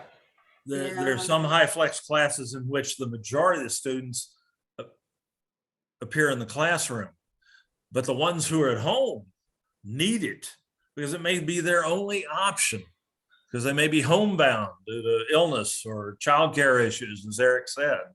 So the idea here is to give them ultimate flexibility so that they can choose on any particular day whether they want to come in and sit in the classroom or take the class from home.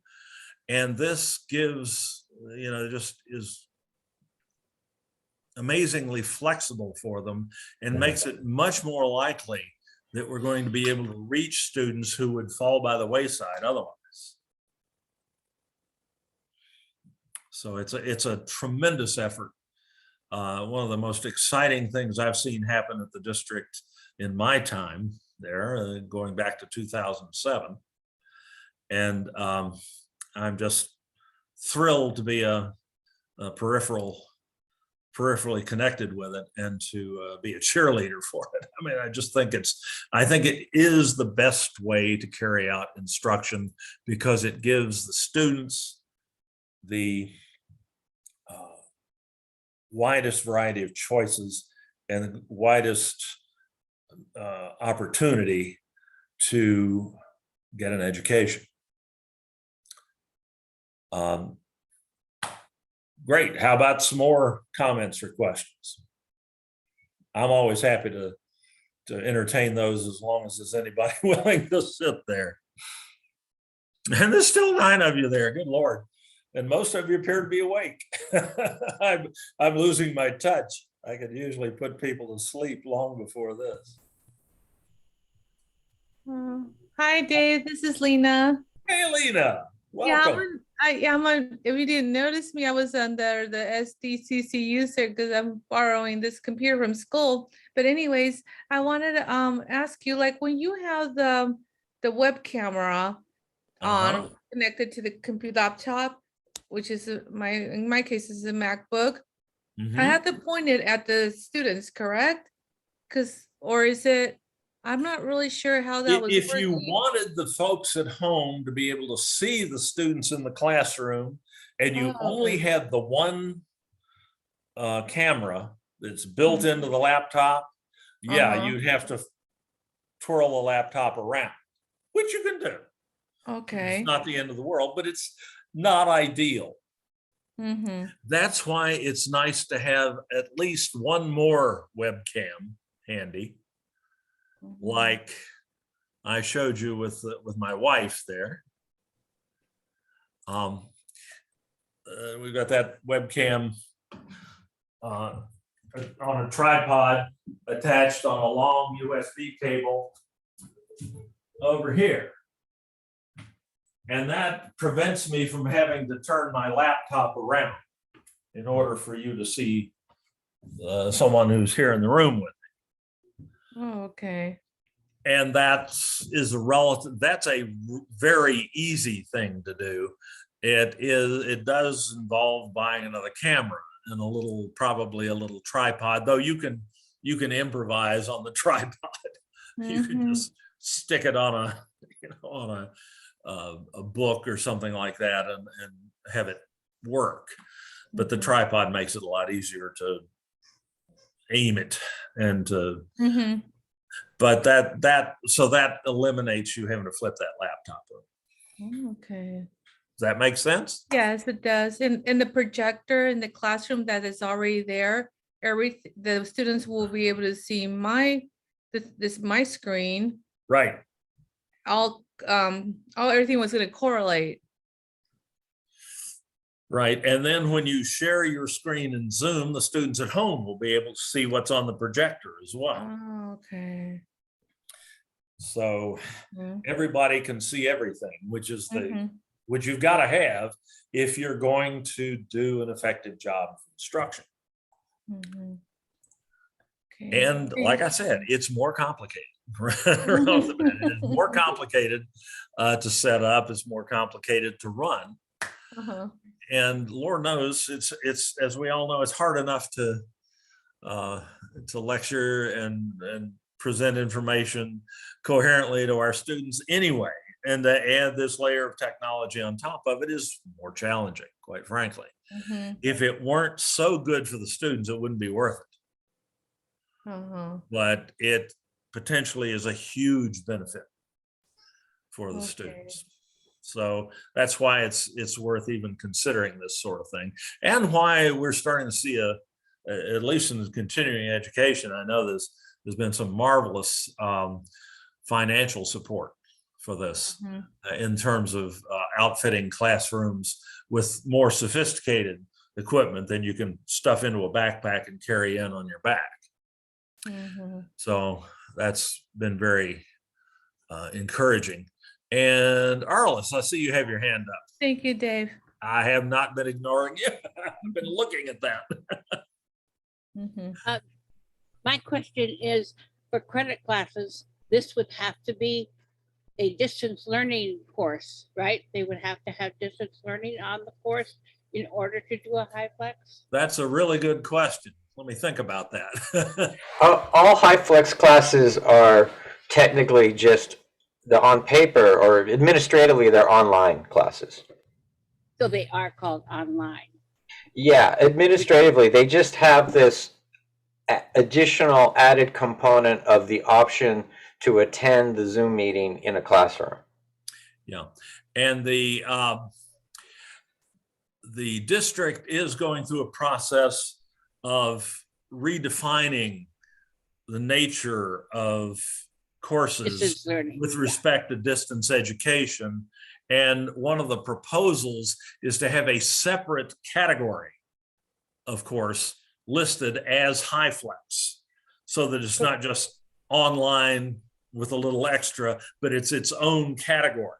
And it will be listed in the schedule as such. Now, that hasn't happened yet, but my And boss, Yeah, you go ahead.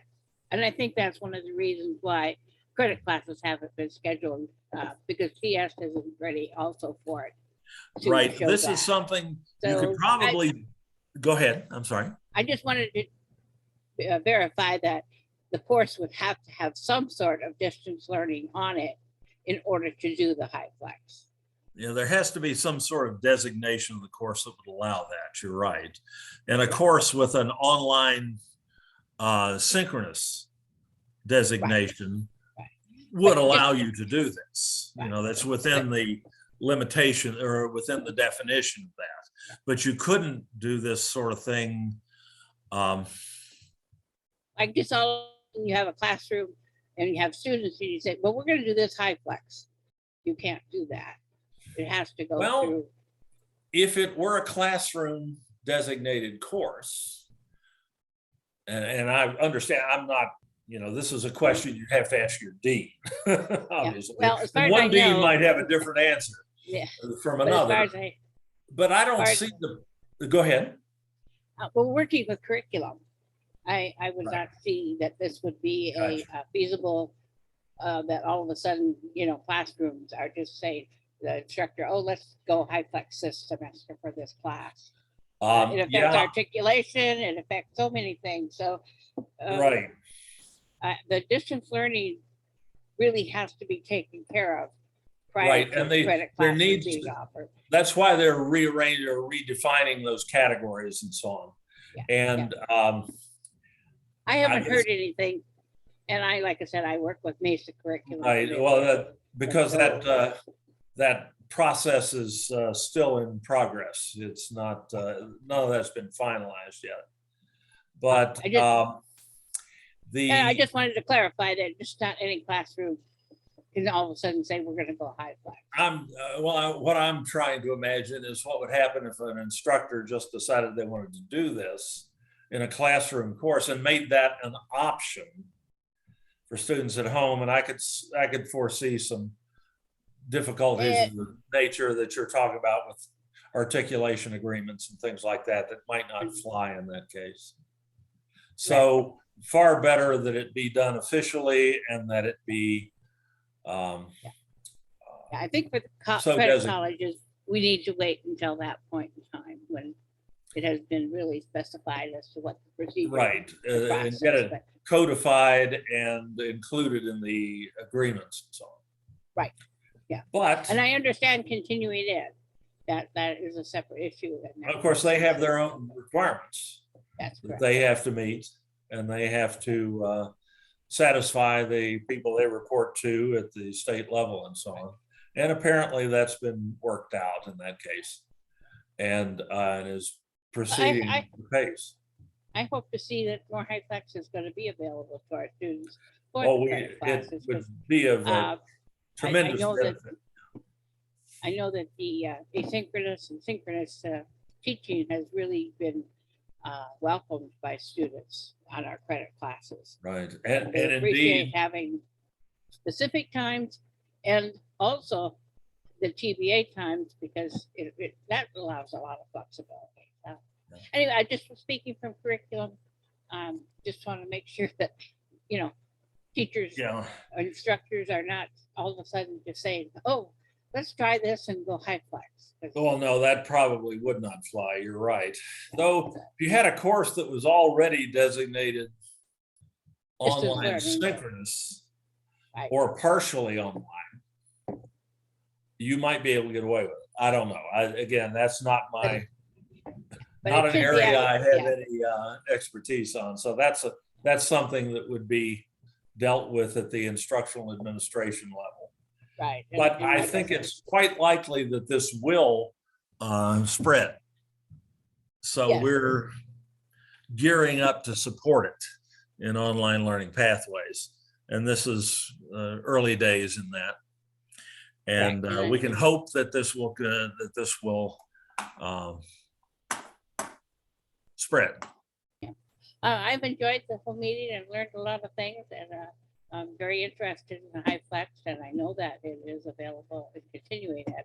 But credit, Mhm. like I said, credit courses have just so many different requirements and obligations and commitments and transferability, Right. articulation, that until that process and definition of distance learning gets accepted for credit courses, you know, Right. it's just And not that gonna is happen the- at the colleges. that is the process that's in progress right now. Yeah. Well, thank you very much.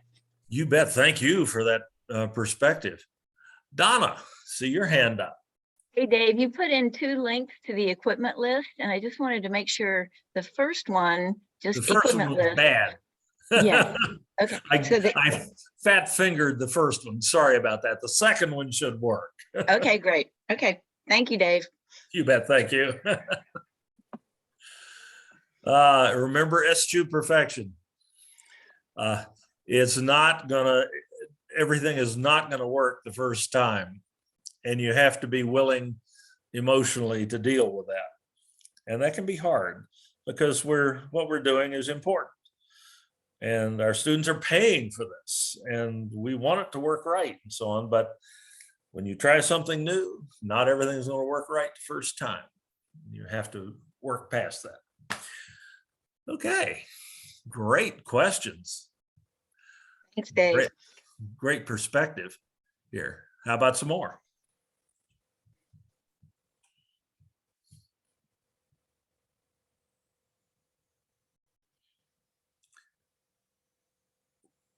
Absent a few of my flubs today, were you all able to see and hear reasonably well today? Trying to decide if I need to make any adjustments in this setup here. Yeah, the sound was good. Okay, great. Yeah, the sound was very good. The shared screen's generally okay? Yes. Yes. Yeah. Okay, great. Thanks. It's I do have a little iPad here that's in the meeting that I'm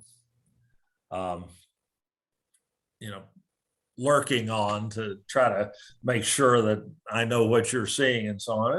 It seems to be working pretty well. I think I maybe need to jump up the size of the display on the second screen a little bit because it does suffer some of that fine print is a little hard to read. I can see on the iPad here. Correct. So You're- that's something I'm gonna, whoop, that's not what I wanted to do. That's something I think I'm gonna need to work on. And any other feedback like that is much appreciated. Well, yeah, I have that issue too when putting up putting up Canvas on Yeah. with OBS is that it's not the text in particular is not quite as clear as it would be if I were just sharing screen in Zoom. Indeed. And so some, I don't know if there's a solution to that or not. Maybe there's some tweak I can do in OBS, but sometimes I just end up sharing screen on Zoom instead, just for the clarity. Yeah, you do get a little bit better screen sharing in Zoom or in using the screen share utility in Zoom when you've got fine print on the screen like I've got up here right now. Mm-hmm. One thing you can do in Windows with this is you can go to your desktop and go to right click and go to display settings. And there's a display setting in Windows. If I get that over there. I scroll down to scale and set scale and layout. And you can set this to something higher than 100%. Like if I take it all the way up to 175 and then close that and then bring something up on that screen.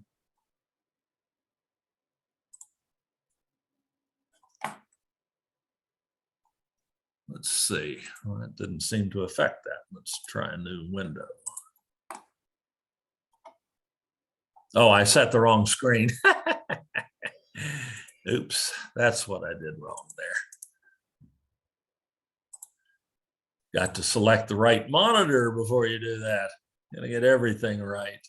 Now I can run that to 175 and I can make that stuff easier to read. So doing. But of course, then I reduce the amount of text that will appear on the screen at one time.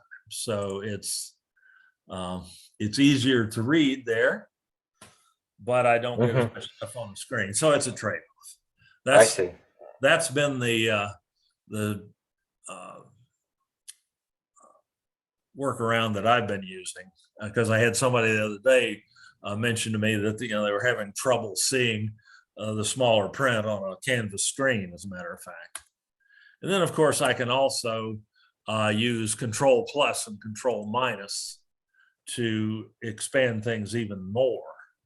But then again, that can be you can go too far with that, to where I can see what's on the screen really well, but there's so little information on the screen that it's not really functional. So between those two, if you're in a web browser, you can Control Plus, Control Minus, and magnify and shrink the size of the text and all that. And then you could, without having to monkey with that, you can set your Windows display settings to larger, a higher percentage. And between the two, you can get it to where people can generally see. I'm not sure I've hit the sweet spot on this yet, though. I'm still tinkering with it. Thank you so much. I have to go, but this information I always have a problem with seeing the fine print on the screen. So I appreciate your hack to tell me how to make And it so I can see better. And I would always you. appreciate in any of my sessions, if you have that problem, letting me know, because as I showed, there are things I can do. I've kind of made a best guess, but if you're having trouble seeing something, I'm always really happy to try to make it better for you. So, Well, thank you. Have a great day and a weekend, and thanks to all the participants. Have well, a good thanks one. so much for coming and participating so much. That really Talk to you later. make this a lot better. Take care. All right. Go ahead. Well, I can't thank you enough. You add so much to these sessions, and I really appreciate you coming. This is really great to see, though, in a seminar like this, so that we can. I mean, right now, a lot of this is a lot of the technology is too much for most of our instructors to approach it in this way, and so they're kind of just defaulting to the whatever is technically easiest at this point. But I agree with you.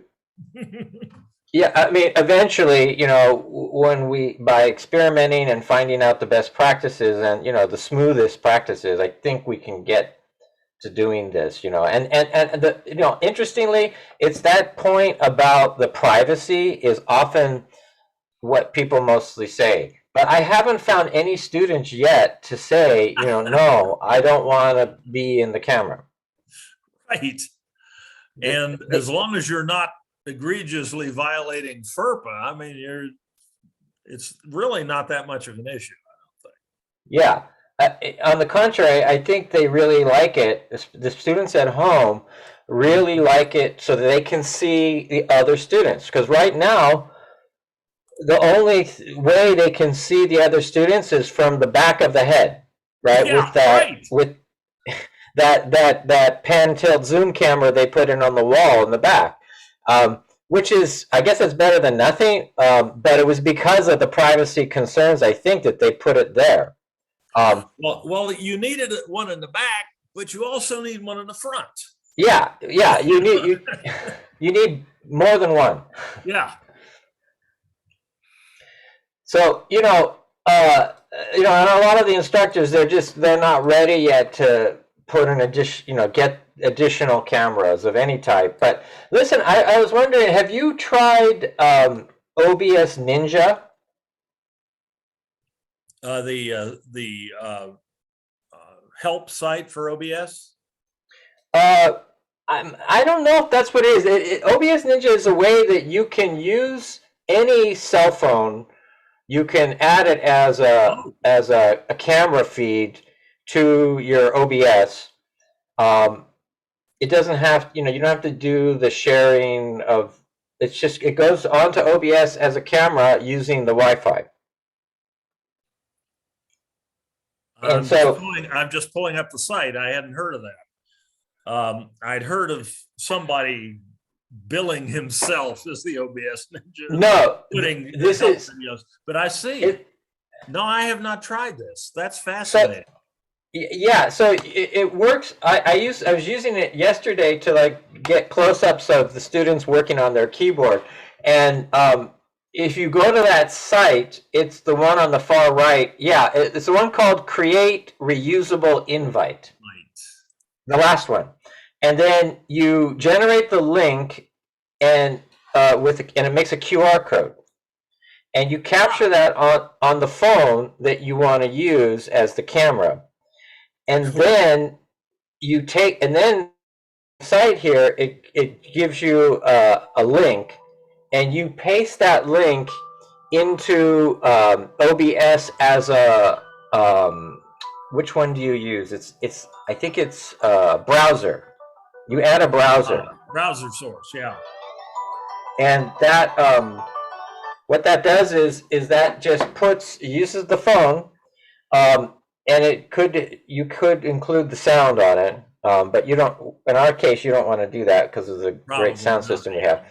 Exactly. And so you just, you mute the mic, and then you have, mobile camera source and to like show close-ups and things like that of the class.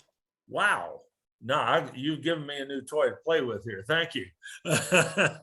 Yeah. Yeah, I saw a couple of other things in there that look fascinating too. I have been able to use a cell phone as a camera in Zoom by using, an app on the phone. Epoch Cam is one that's commonly used that allows the phone to communicate with the computer either over a wire or by wireless and show up as a video source in Zoom. But this looks like something altogether easier and more convenient to set up, because that's kind of a pain in the keister. And it's not real stable. It's one of those things that works one day and doesn't work the next and so on. So I can't wait to try this. Thank you. Yeah, well, there is another one that they've had for a while, and I've been able to use it at home, but for some reason it doesn't work on the Wi-Fi system on our campus. Yeah. And this is the first one that I've gotten that it will work with our Wi-Fi system. So this works at the district. Yeah, because they have those Wi-Fi settings, the security settings and so on, set in such a way that there's certain things that you can do with your home Wi-Fi that you just can't do there. And I've run into that before with other tools. But this one apparently goes around that somehow, probably some kind of IP tunneling or something like that, going right through various security settings on the Wi-Fi. And that's fascinating. Oh, I can't wait to try this. Yeah, give it a try. I was using it yesterday. It was great. Well, thanks. This will definitely be part of the next, if I can get it to work, it'll be a part of the next session I do like this. Thank you so much. Okay, I got to take off, but thanks. That was really great. I loved it. I really appreciate you coming. It's great to talk to you, and I hope to see you again soon. Good. Yeah, take care. Take care, man. Bye-bye.